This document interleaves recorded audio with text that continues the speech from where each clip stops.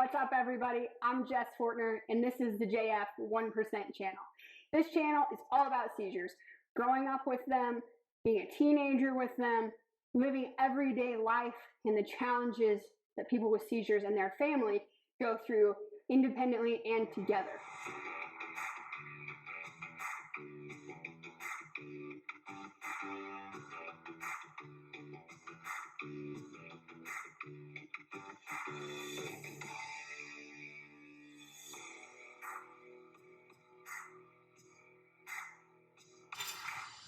What's up, everybody? Jess Fortner here with the JF 1% channel. I'm sure you all remember your first seizure. Nobody forgets it. It's life-changing. And really, it's like getting hit by a freight train and your life is destroyed. Whether it's temporarily, long-term, there is no context in which your life does not change or feel destroyed at some point. It blew my life up personally. That day changed the next 10 years of my life, and it's changed the course of my entire life overall. My family was beautiful, happy, and it cracked that foundation. By the time it was over, and just ripped us to pieces. That's hard. Socially, I was now living with a disability overnight, undiagnosed. No one understood what was happening. People didn't understand me. They didn't understand the responses my body was having. The education was extremely challenging. Socializing was hard. And thankfully, I had a good group of friends, and that saved my life, truly. And my body and my mind ended up having a dual effect, really, because my brain was struggling physiologically, my body was struggling physiologically, and my emotions were a victim of that. The mental pain that translated from the physical was intense. And really, for me, I believe it started in the doctor's office. And that's what I want to talk about today, those doctors. There are some wonderful ones. I've met a few wonderful, wonderful doctors. And I have met a large majority that are a disaster. So physiologically, from my first seizure, I became a mess. It was like it just hit. I ended up growing tumors. I had warts everywhere. I was covered in hands, feet, couldn't get rid of them, couldn't burn them off. I had cystic fibrosis severely. I had endometriosis. My blood sugar was a mess. My heart was a mess. I couldn't retain vitamins. Anything that could go wrong was going wrong. And so I saw hundreds of doctors. I had thousands of tests. People still thought I was crazy. And the sad thing is they missed the diagnosis. As I said, they should have diagnosed the seizures early. It's very obvious looking back. It's also unfortunate, though, I failed the diabetic test, the fasting long day test, twice. My sugars were testing in the 400s and down in the 30s. I'm like, that's just really strange. We don't think you're diabetic, but we don't know how to help you. Oh, okay. Went to the heart doctor. Flatline there. Wow, that's really strange. We don't know how to help you. Okay. Went to the migraine doctor. Crazy headaches. Got tons of medicine. Some of it almost killed me. Some of it made me sicker than I was without it. It was a disaster. And by the time all that happened, day by day, the joy and the life I had, my innocence, was just snatched from me, stolen. My smile started to fade, and I felt weirder and stranger. I was embarrassed. I was ashamed. I thought my body was a failure, really. And I mistakenly, as a teenager, took that on as that I was a failure, that I was a mess. And everyone kept using the word episode. Ooh, she's having another episode. If that doesn't make you feel weird, strange, crazy, I don't know what will. It wasn't intentional, but it would have been better to have a label at that point and just say, oh, this is what's wrong. Lots of people have it. It's okay. Instead, it was just strange. We can't help you. You're crazy. Weird. So I had test after test. And it's not just, oh, well, let's poke you with a needle.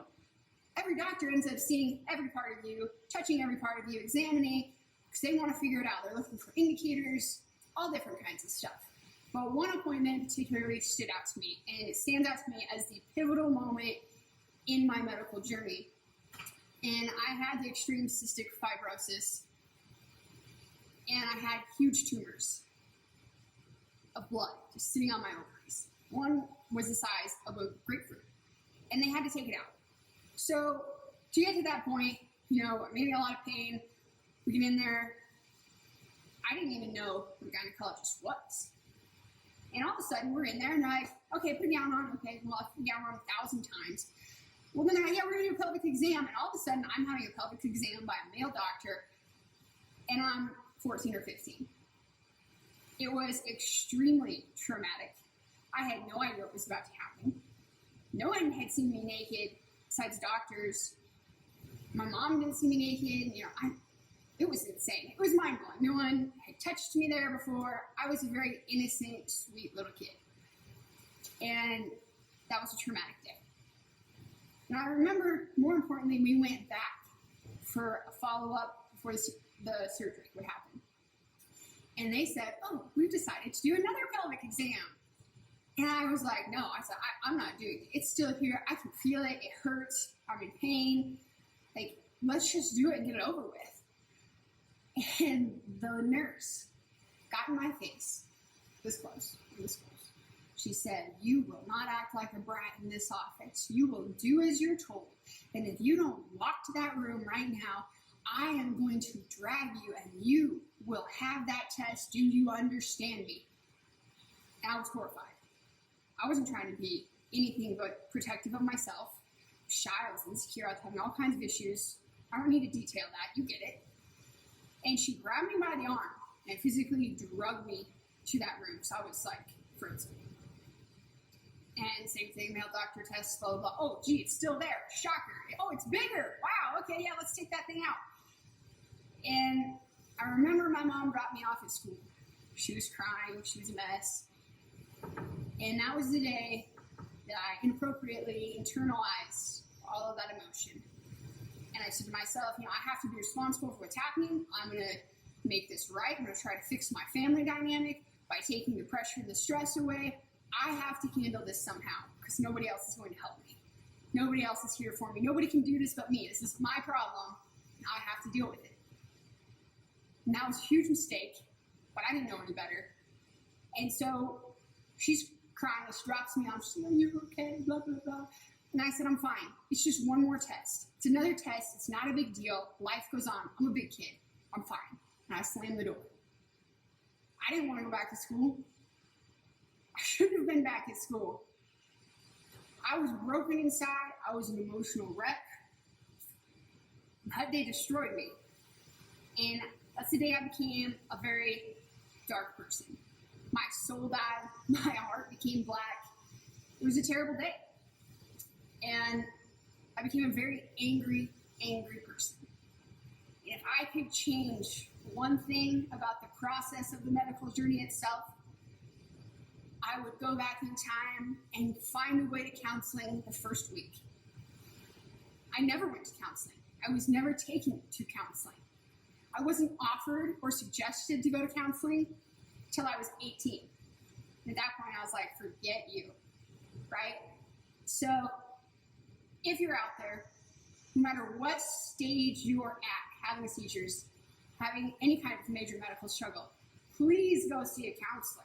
They're a gift from God. They're wonderful people, and they can help you get connected to get the help you need. If I had got the help I needed early for the mental stress, the anxiety, and the pressure that a major medical illness puts on someone, I wouldn't have went down a very dark path. I wouldn't have struggled nearly as much. I could have kept some of my joy, and maybe I would have smiled more still. And I'm very excited for the near future. I'm going to sit down with a good friend of mine, a psychologist and a counselor. It's going to be new for me. It's going to be nerve-wracking. And I'm going to do that for y'all because I should have done it when I first started having seizures. And it's never too late. I bet she can actually help me with a few things still. And we're going to stream it right to you. So I look forward to that. As always, subscribe below. There's going to be lots of great information coming. Email me, hit me up on Insta. I will respond. Questions are great because we all have them, and there's a lot of questions you can ask. You can ask anything, and I will answer it.